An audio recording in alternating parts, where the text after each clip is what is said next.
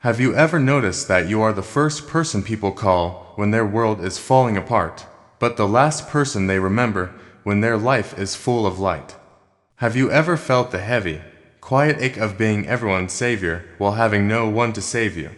If you have spent your life pouring from an empty cup, sacrificing your sleep, your peace, and your very soul for people who only know your name when they need a favor, then today, this message is for you.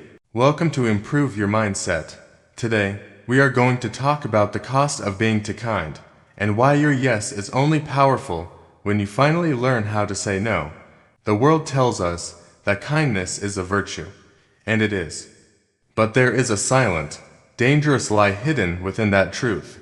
We are taught that to be a good person, we must be a bottomless well.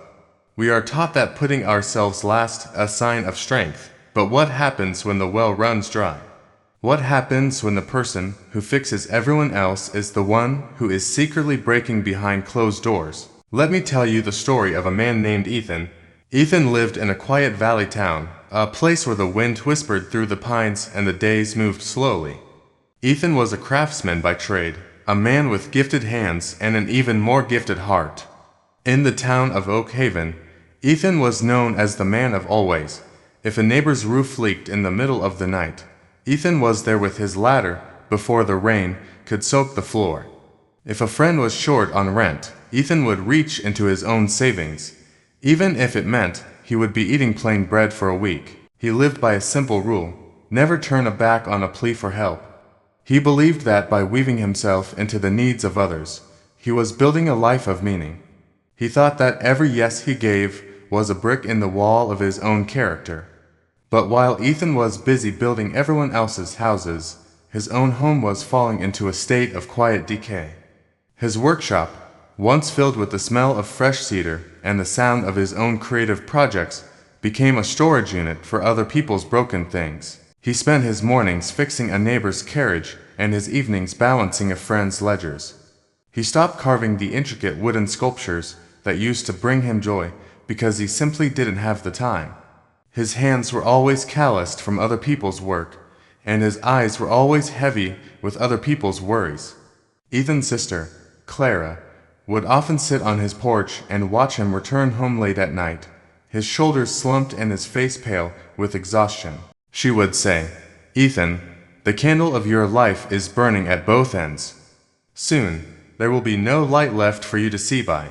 But Ethan would only offer a weary smile and say, "It is a blessing to be needed, Clara. One day, when I am old, the seeds of kindness I've planted will grow into a forest of support around me." But the seasons changed, and the forest did not grow. One winter, a great frost gripped the valley. It was the kind of cold that seeped into the bones and turned the ground to iron. The townspeople panicked. They flocked to Ethan. They needed firewood chopped. They needed their hearts reinforced. They needed food transported through the snow. For 2 weeks, Ethan barely slept. He moved from house to house, a ghost in the freezing wind, ensuring everyone else was warm and fed. On the final night of the frost, Ethan returned to his own small cabin. He was shivering violently. He went to his woodshed to grab a log for his own fire, only to find it completely empty. In his rush to help the town, he had given away every single piece of his own wood. He went to his pantry, but it was bare. He had shared his last loaf of bread 3 days prior. Ethan sat in his dark, freezing kitchen, wrapped in a thin blanket that did little to stop the cold. He waited. He expected a knock on the door. Surely, the people he had spent 2 weeks saving would realize he was cold, too. Surely, the neighbor whose roof he fixed would bring a bundle of wood. Surely, the friend he fed would bring a warm bowl of soup. The hours ticked by. The town was silent. The chimneys of the nearby houses puffed out thick. Warm smoke from the wood Ethan had chopped. The windows glowed with golden light from the comfort Ethan had provided. But no one came to Ethan's door. In their warmth, they had forgotten the man who gave it to them. That night, in the silence of the cold, something inside Ethan shifted. It wasn't anger. It was a profound, heartbreaking clarity. He realized that by being everything to everyone, he had become nothing to himself. He realized that the world doesn't respect a person who has no boundaries. The world simply uses them until they are hollow. The next morning, the frost began to thaw. Ethan did not go into town. Instead, he walked up the mountain to a small stone hut where an old woman named Mara lived. Mara was a weaver who was respected by the entire valley, not because she did everything for everyone, but because she was a master of her craft and a woman of few, but powerful, words. Ethan sat by her fire she had built herself and told her everything. He told her about the exhaustion, the empty pantry, and the crushing silence of the night before. "I feel like a lamp that has run out of oil," Ethan whispered. "I thought kindness was supposed to make me whole, but it has left me empty." Mara looked at him, her eyes sharp and wise. She picked up a beautiful, hand-woven basket she was working on. "Ethan," she said, "look at this basket. It is designed to hold things. It can carry fruit, bread, or wool. But if I don't weave the base strong enough, if I make the gaps too wide because I want to use less straw and save it for others, the basket fails. It cannot hold anything. It becomes useless to the world and a burden to itself." She leaned forward. "Your kindness is the straw, Ethan, but your boundaries are the weave. Without the weave, the straw is just a mess on the floor. You have been giving away your straw without building your basket. You think saying no is a wall that keeps people out. It isn't. Saying no is the floor that keeps you standing." Ethan stayed with Mara for 3 days, learning the art of the inner fortress. She gave him a challenge. For the next month, he was to return to town and live by a new rule. He was not allowed to say yes to anyone until he had first asked himself, "Is there enough oil in my lamp for this?" When Ethan returned to the valley, word spread quickly that he was back. Within an hour, a man named Thomas knocked on his door. Thomas was a wealthy merchant who often used Ethan for manual labor he didn't want to pay for. "Ethan, thank goodness you're back," Thomas barked. "My garden gate is hanging by a hinge. I need you to come fix it before sunset." Ethan looked at his own workshop. It was a mess. His tools were rusting, and he had a project of his own, a sculpture he had started years ago, gathering dust in the corner. He felt the old urge to please, the old fear of being seen as unkind, but then he remembered the cold, dark kitchen and the empty woodshed. He looked Thomas in the eye and said calmly, "I cannot do that today, Thomas. I have my own work to attend to." Thomas blinked, stunned. "You single quotes you're busy. It's a gate, Ethan. It will take you an hour. Don't be selfish." Ethan smiled, but it wasn't the weak, pleasing smile of the past. It was a smile of iron. "It is not selfish to look after my own home, Thomas.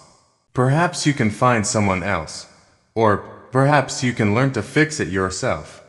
But today, my answer is no." Thomas left, grumbling about how Ethan had changed. Ethan went into his workshop. He spent the afternoon cleaning his tools. He sharpened his chisels. He wiped the dust off his old sculpture. For the first time in years, the knot in his stomach, the one that had been there for as long as he could remember, began to loosen. He felt a strange, intoxicating sense of freedom. He wasn't a servant to the town. He was a man in charge of his own time. As the weeks went by, the man of always disappeared. In his place was a man of substance. When people realized that Ethan's time was no longer free and infinite, something miraculous happened. They stopped treating him like a tool. They stopped bringing him trivial problems they could solve themselves. More importantly, the people who actually cared about Ethan stayed. His sister, Clara, was overjoyed. She saw the color return to his cheeks. She saw him finishing his sculptures, which turned out to be so beautiful that people traveled from distant cities to buy them. Ethan was no longer a man who fixed broken chairs. He was an artist whose work commanded respect. One evening, a young man from the town came to Ethan. He looked tired, his eyes red from weeping. He said, "Ethan, everyone says you are wise. I am exhausted. I give, and I feel like I am disappearing. How do I become strong like you?" Ethan sat the young man down and handed him a small, carved wooden bird. I used to think that my value was measured by how much of myself I could give away, Ethan said. But I learned that you cannot pour water from a cup that you have smashed to pieces. To be truly kind to the world, you must first be kind to yourself. You must protect your peace as if it were the last flame on a cold night. He looked at the young man with deep empathy. People will only value your time when you show them that it has a price, and that price is your self-respect. If you don't set boundaries, you aren't being a saint. You are being a victim, and the world has enough victims. What the world needs are people who are whole. At Improve Your Mindset, we believe that your journey toward a better life starts with the realization that you are not a backup plan. You are not a convenience. You are a person with a limited amount of time, energy, and emotional breath. If you find yourself nodding along to Ethan's story, if you feel that heavy weight of being too nice, I want you to try something. For the next week, I want you to practice the power of the pause. When someone asks you for something that feels like a burden, something that makes your heart sink or your stress rise, do not say yes immediately. Pause. Breathe. Ask yourself, am I doing this because I want to help? Or because I am afraid of what they will think of me if I don't? If the answer is fear, then the answer must be no. You might lose some friends. You might upset some people who have grown comfortable using your kindness as a footstool. But those are not losses, they are removals. You are clearing the weeds so that your own garden can finally grow. Remember, a no to someone else is often the most powerful yes you can ever give to yourself. It is a yes to your mental health, a yes to your dreams, a yes to the version of you that isn't tired all the time. Your life does not belong to the people who demand your attention. Your life belongs to you. It is time to stop repairing everyone else's roof while your own house is flooding. It is time to build your own fortress. As you move forward from today, carry the lesson of Ethan with you. Be a person of character, be a person of integrity, but above all, be a person with boundaries. The world will not fall apart if you stop carrying it on your shoulders. In fact, you might find that once you put the world down, you finally have the strength to walk toward your own destiny. If this story touched your heart, if you felt a shift in your perspective, then you are already on the path to a stronger version of yourself. Don't let the fire in your lamp go out for the sake of people who wouldn't even give you a match in the dark. Take a deep breath. Stand tall. Your time is yours. Your peace is yours. Your life is yours. Thank you for spending this time with us at Improve Your Mindset. If you found value in this message, consider sharing it with someone who is currently struggling to say no. You might just be the voice they need to hear to start choosing themselves. Until next time, remember, respect yourself enough to set boundaries, and the world will have no choice but to follow suit. Stay strong, stay mindful, and keep growing.